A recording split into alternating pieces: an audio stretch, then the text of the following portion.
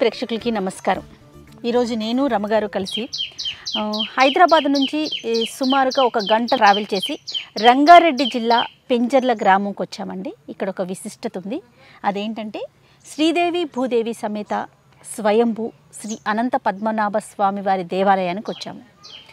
స్వయంభూ అనగానే పర్సనల్గా నాకు చాలా అంటే ఖచ్చితంగా దర్శించుకోవాలనిపిస్తుంది. ఇక రమగారి సంగతి అయితే చెప్పనక్కర్లేదు. అందులోనూ పద్మనాభ స్వామి అనేసరికి ప్రత్యేకంగా వెళ్ళి దర్శించుకోవాలి అనే ఒక ఆశతో ఇక్కడ దాకా వచ్చామండి. ఏం రమగారు? అవునమ్మా, దూరం నుంచి వస్తుంటే ఆసక్తికరంగా ఉంది. పైగా మీరు అనంత పద్మనాభ స్వామి అనగానే మనకి చాలా విశేషమైన వాడు కదా. మనం అనంత పద్మనాభుడు అనగానే మన కేరళ గుర్తొస్తుంది. తర్వాత మనకి తెలంగాణలో ఉన్న అనంతగిరి ఒకటి స్వామివారు కూడా చాలా ప్రత్యేకమైన వాడు కదా. అయితే అనంత పద్మనాభుడు మనం పెద్ద స్వరూపంలో చూస్తాం కేరళలో. అంటే ఈ చివరి మొదలుపెట్టి అక్కడ దాకా అంటే ఒక భాగాన్ని చూడాలంటే ఒకవైపు, ఇంకొక భాగాన్ని చూడాలంటే ఇంకొక వైపు వెళ్ళి చూస్తాం. అయితే అనంతగిరిలో ఏమో మనం స్వయంభూగా ఉన్నటువంటి సాలగ్రామ శిలా స్వరూపంలో ఉన్న అనంత పద్మనాభ స్వామిని చూస్తాం. అవును, ఇక్కడ స్వామివారు ఒక శిలాస్వరూపంలో చెక్కబడి అంటే స్వయంభూగానే వీరికి లభించారని చెప్పి చాలా పురాతనమైనదని విని ఒకసారి చూద్దాం. కంటితోటి చూస్తే వచ్చే సంతోషం వేరేగా ఉంటుంది. మనం కథలు చదువుతాం, వింటాం, టీవీలలో చూస్తే చూసినట్టే ఉంటుంది. కానీ మనం క్షేత్రంలోకి వచ్చి స్వామిని నేకెడ్ ఐ తోటి మన మాంసనేత్రంతో దర్శిస్తే ఆ వచ్చే సంతోషము, ఆధ్యాత్మిక అనుభూతి వేరుగా ఉంటాయి. ఆ అవకాశాన్ని తీసుకోవటానికే ఇవాళ ఇంత దూరం వచ్చాం. పొద్దున్నే నేను కీర్తి ఒకసారి వచ్చాం రమగారు. ఆల్రెడీ ఇంతకుముందు అప్పటికి రీకన్స్ట్రక్షన్ జరుగుతూ ఉంది టెంపుల్కి. అదే ఆ రోజే అనుకున్నాం ఖచ్చితంగా మిమ్మల్ని తీసుకురావాలి, మీకు చూపించాలని అనిపించింది నాకు. ఆ రోజు నాకు ఇక్కడ పూజారులు చెప్పింది ఏంటంటే రమగారు, ఎవరైతే పెళ్ళి కాదో వాళ్ళు వచ్చి గనక ఇక్కడ స్వామివారిని చూసి వెళ్తే పెళ్ళి అవుతుంది, ఆ తర్వాత సంతానం కలుగుతుందంట. పెళ్ళయి పిల్లలు పుట్టినాక మళ్ళీ వారిని తీసుకొచ్చి స్వామివారికి దర్శనం చేయించుతారట. అది ఇక్కడ ఆలయం యొక్క విశిష్టత. మనస్ఫూర్తిగా మనం ఏది కోరుకుంటే అది ఖచ్చితంగా జరిగి తీరుతుంది అనేది ఈ ఆలయం యొక్క నమ్మకం అట్ట రమగారు. ఎక్కడైనా ధర్మబద్ధమైన కోరికలు క్షేత్ర మహాత్మ్యం కూడా ఉంటుంది. ధర్మబద్ధమైన ఏ కోరికైనా భగవంతుడు తీర్చడానికి ఎప్పుడు సిద్ధంగానే ఉంటాడు. కొన్ని చోట్ల స్వామి యొక్క సాన్నిధ్యం స్వయంగా ఉంటుంది. అవును, అలాంటి ప్రదేశాలకు ఎప్పుడైనా వెళ్ళే అవకాశం వస్తే మాత్రం తప్పకుండా తీసుకోవాలి దాన్ని. ఇది పెద్ద దూరంగా కూడా అనిపించదు రమ్మగారు. మనకి సిటీ నుంచి చూసుకుంటే ఒక 50 కిలోమీటర్ల లోపే వచ్చేస్తుంది. మరి వెళ్ళి స్వామివారిని దర్శించుకుందామా? తప్పకుండా చేయాలి.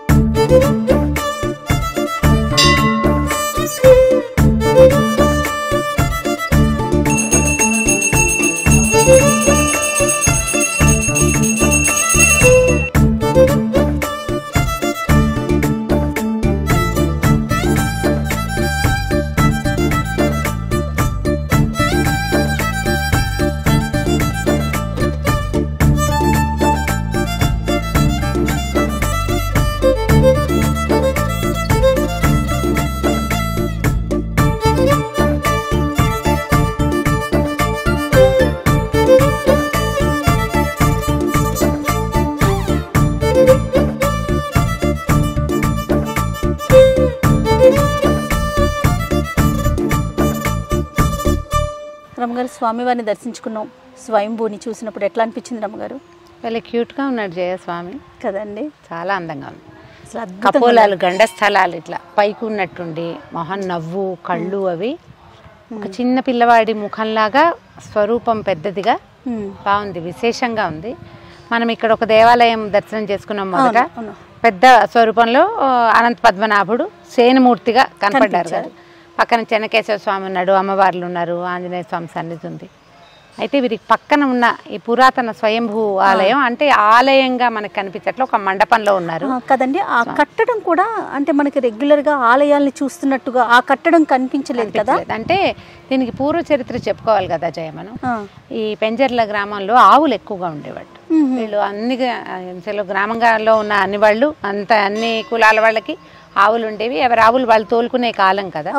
అయితే ఆవులు తోలుకుని ఇలా అడవిలో, ఇదంతా అడవి ప్రాంతం అట, అడవిలోకి వెళ్తే వీళ్ళకి ఒక బాలుడు రూపంలో భగవంతుడు దర్శనం ఇచ్చాడు. ఒక పిల్లవాడు ఆకలిగా ఉంది, ఏదైనా ఇవ్వమంటే ఒక మామిడి వంశానికి చెందిన ఒక ఆయన మాత్రం పెద్ద మనిషి, ఒక పెద్దవారు పాలు తీసి ఆవు పాలు ఇచ్చారు ఆ పిల్లవాడికి. ఆ పాలు తాగి అక్కడే కాసేపు ఉన్న తర్వాత పడుకుంటానన్నట్టు. ఆ బాలుడు రూపంలో ఉన్న ఆయన పడుకుంటానంటే పిల్లవాడు పడుకుంటాడులే అని ఇక ఒక చెట్టు కింద పడుకోమన్నారు. వాళ్ళు వెళ్ళిపోయారు, ఆవులు తోలుకుంటూ వెళ్ళిపోయారు. సాయంకాలం వీళ్ళు తిరిగి వచ్చేసరికి కల్లా ఆ బాలుడు ఏ ప్రదేశంలో పడుకున్నాడో అక్కడ ఒక విగ్రహం కనపడిందట వాళ్ళకి. కనపడింది ఏమిటి, 14 తలల శేషుడు పైనుంచి పట్టినట్టు శయనమూర్తిగా ఉన్న అనంత స్వరూపం. పాదాల దగ్గర శ్రీదేవి భూదేవి అమ్మవార్లు ఇద్దరు కూర్చున్నది. ఒక ఎంత ఉంది అది అంత. వాళ్ళకి అర్థం కాలే, ఒక వెలుగు కనపడుతోంది విగ్రహంలో నుంచి. ఈ బాలుడు రూపంలో ఉన్నాయని వాళ్ళకి ఇంకా బాలుడుగా కనపడలేదు, ప్రతిమ మాత్రం కనిపించింది. ఆ రోజు మరుసటి రోజున ఈ గ్రామస్తులు ఒకరికి స్వప్న దర్శనం ఇచ్చి, స్వామి నేను అనంత పద్మనాభుడిని, మీ గ్రామాన్ని రక్షించడానికి ఆకలి తీర్చినందుకు ఇక్కడ నిలబడిపోయాడు అనమాట. నువ్వు గమనించు, ఎక్కడ ఆవులు ఉంటే అక్కడ భగవంతుడు ఉంటాడు కదా రమ్మగారు. ఖచ్చితంగా మనం తిరుమల వెంకటేశ్వర స్వామి వారి చరిత్ర చెప్పుకుంటామా, ఆవు వచ్చి పాలు వదిలిపెట్టింది పుట్టలో. ఎన్ని దేవాలయాల చరిత్రలోనో మనం చూస్తాం ఎక్కడ ఆవులు విశేషంగా పూజించబడతాయో లేదా సేవించబడతాయి. ఆవుని పూజ అంటే నువ్వు రోజు పసుపు రాసి బొట్టు పెడితేనే కాదు, దాని అనుదినమైన ఆహారానికి ఏ ఇబ్బంది లేకుండా చేసే చోట ఖచ్చితంగా భగవద్విలాసం ఉంటుంది. మన దేవాలయాలు ఎన్నో అట్లా కనపడతాయి. ఈ దేవాలయం కూడా అదే చరిత్రలో కనపడుతుంది. ఆ స్వరూపానికి వాళ్ళు ఏం చేశారు మరి, ఆ కాలం నాడు వాళ్ళకి చేతొచ్చింది ఒక చిన్న కట్టడం లాగా కట్టుకుని స్వామిని సేవించుకునేవారు. కాలక్రమాన అది కొంత మరుగున పడింది. అయితే ఇటీవల మనం పక్కన ఇంకో దేవస్థానం చూసాం కదా, ఇది ఒక 25-30 సంవత్సరాల క్రితమే ఒకరు తమ సంతోషం కోసం స్వామివారినే తీసుకురావాలనుకున్నారట. అక్కడ కనపడిన అనంత పద్మనాభ స్వరూపాన్ని కదిపినప్పుడు ఒక పెద్ద 5 తలల నాగు అడ్డం పడిందట. స్వరూపాన్ని కదపనివ్వలేదు. ఆయన ఇంకా అక్కడ ఉండటానికి ఇష్టపడ్డాడు. ప్రదేశంలో నుంచి యువతలకి రాలేదు. అందుకని పక్కన ఈ దేవాలయాన్ని కట్టించారు.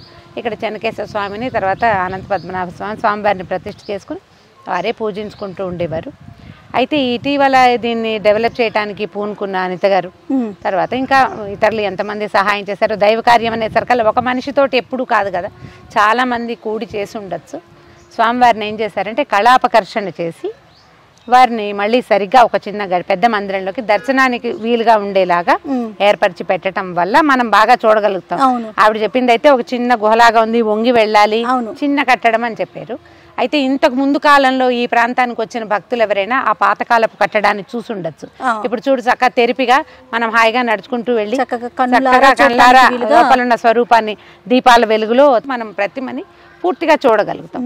ఏదైనా మనకి కంటితో చూస్తే వచ్చే సంతోషము దూరం నుంచి చూస్తే ఉండదు కదా, దగ్గర నుంచి చూడడానికి వెసులుబాటుగా ఏర్పరిచి పెట్టారు. కాబట్టి ఈ పక్కన ప్రతిష్ఠ చేసిన దేవాలయము స్వామివారు స్వయంభూగా ఏ స్వరూపంతో వెలిసాడో అదే స్వరూపాన్ని మనం చక్కగా చూడగలుగుతున్నాం. మీరు ఎప్పుడు కూడా ఆవుని సేవించండి, భగవంతుడు కరుణిస్తాడు ఖచ్చితంగా. ఈ దేవాలయం మాత్రం మనకి ఖచ్చితంగా అదే విషయం చెప్తుంది.